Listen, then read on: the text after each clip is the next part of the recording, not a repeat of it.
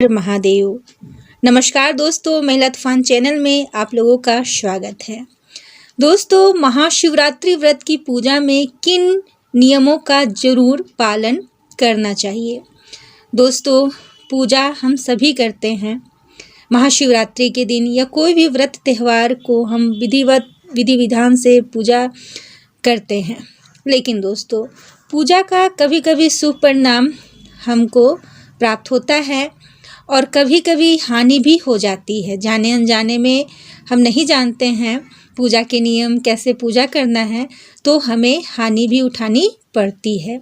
इसलिए महाशिवरात्रि व्रत जो है माता पार्वती और शंकर भगवान का शादी का सालगिरह का पर्व है और बहुत बड़ा पर्व है। हिंदू धर्म में महाशिवरात्रि के दिन बहुत से उपाय किए जाते हैं। शादी के उपाय किए जाते हैं, संतान प्राप्ति के उपाय किए जाते हैं।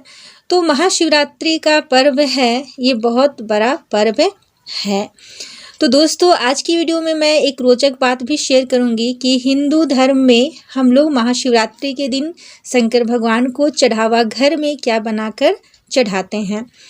और दोस्तों, महाशिवरात्रि के दिन किन नियमों का पालन हमें ज़रूर करना चाहिए। तो चलिए आज की वीडियो हम शुरू करते हैं। तो दोस्तों, पहला नियम है कि गणेश जी और शंकर भगवान का कभी भी आप पूजा करें, विधिवत पूजा करें, तो हल्दी और तुलसी दल या तुलसी के पत्ते भूलकर भी ना चढ़ाएं। ये विष्णु भगवान को तुलसी माता, तुलसी के पत्ते दल बहुत प्रिय हैं, उनको भोग में चढ़ाया जाता है, उनको भोग लगाया जाता है, लेकिन शंकर भगवान को ना चढ़ाएं।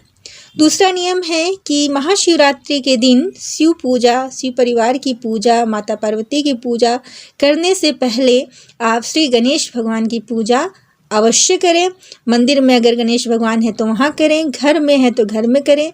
उसके बाद नंदी जो हैं उनकी पूजा आप करें। उसके बाद आप शंकर भगवान की पूजा करें, माता पार्वती की पूजा करें। तो पूजा का नियम यही है, ऐसे ही पूजा करनी चाहिए। तीसरा नियम है कुंवारी कन्याओं के लिए। कुंवारी कन्याएं महाशिवरात्रि का व्रत रख सकती हैं, रखती हैं, शादी विवाह के उपाय भी करती हैं। उनके लिए ये व्रत बहुत फलदायी और शुभ होता है। लेकिन शिवलिंग को कुंवारी कन्याएं गलती से भी ना छुएं। इस बात का आप खास ध्यान रखें, इस नियम का भी पालन आप अवश्य करें। चौथा नियम है कि खंडित बेलपत्र मत चढ़ाएं। ध्यान रखें कि बेलपत्र जो हो वो अच्छे पत्ते हों, उसमें बेलपत्र टूटा हुआ कहीं ना हो, और बेलपत्र का जो डंटी होता है उसको आप तोड़ दें पीछे से।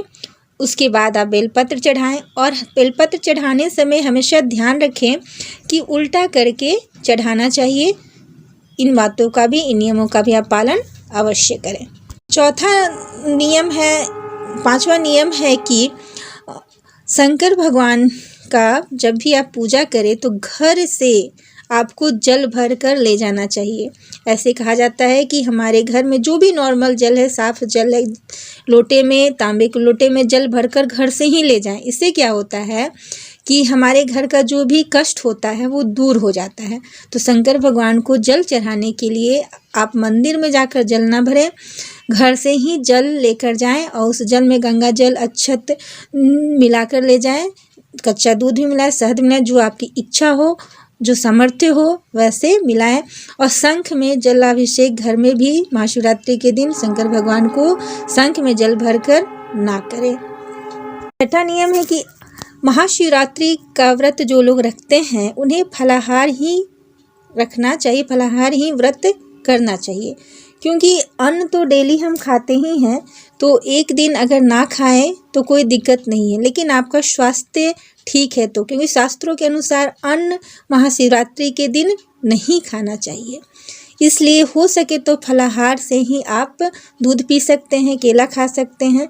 तो साबूदाना भी आप ना खाएं, क्योंकि साबूदाना में भी कुछ आजकल मिलावट होता है। तो इसलिए आप थोड़ा सा ध्यान रखें। और ऐसा आपका सेहत ठीक नहीं है, स्वास्थ्य ठीक नहीं है, तब आप खा सकते हैं, ये आपकी मर्जी है। सातवां नियम है कि इस दिन आपको सुबह जल्दी उठना चाहिए, ब्रह्म मुहूर्त में उठना चाहिए। और अगर पूजा पाठ शुभ मुहूर्त में किया जाए तो उसका हमें अति उत्तम फल मिलता है।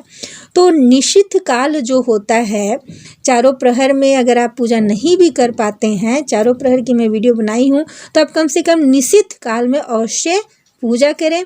निश्चित काल का समय मैं बता देती हूँ, 12:33 से 3:39 तक है। आप इसी समय में आप अगर जलाभिषेक भी शंकर भगवान को कर देते हैं शुभ मुहूर्त में, तो आपको अति उत्तम फल प्राप्त व्रत का मिलता है। अब पारण 2 मार्च को है, तो 2 मार्च को कितने बजे है? तो पारण भी हमें अगर सही मुहूर्त में करते हैं, इस नियम का पालन आप जरूर करें। पारण भी अगर हम सही मुहूर्त में करते हैं तभी आपको व्रत का फल मिलता है। तो पारण आपको 6 सुबह के 2 मार्च को 6:45 के बाद आपको पारण करनी है।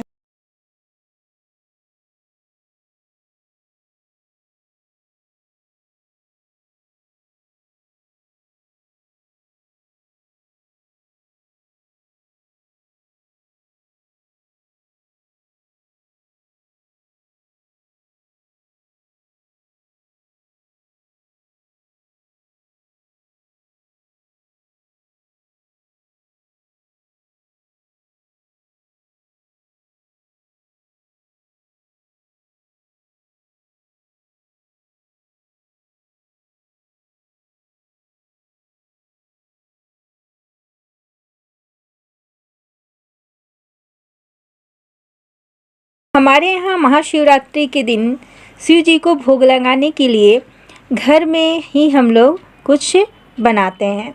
बहुत ही रोचक चीज़ है, शायद बहुत सारे लोग जानते होंगे और बहुत सारे लोग नहीं भी जानते होंगे।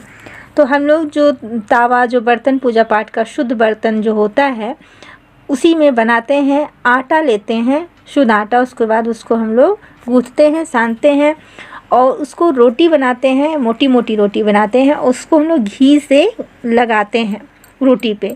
उसके बाद फिर क्या करते हैं कि उसको गरम गरम ही उस रोटी को तोड़ते हैं। उसके बाद गुड़ या मीठा जो होता है उसको उसमें हम लोग तोड़ कर अच्छे से मिला देते हैं। उसके बाद गरम गरम ही हाथ में पानी लगा लगा कर लड्डू बनाते हैं। तो हम लोग जो है इस तरह से शंकर भगवान को घर में ही बनाकर भोग लगाते हैं। तो दोस्तों, आपके यहाँ क्या बनता है? आप लोग घर में क्या बनाकर भोग लगाते हैं? कमेंट में अवश्य लिखें। धन्यवाद।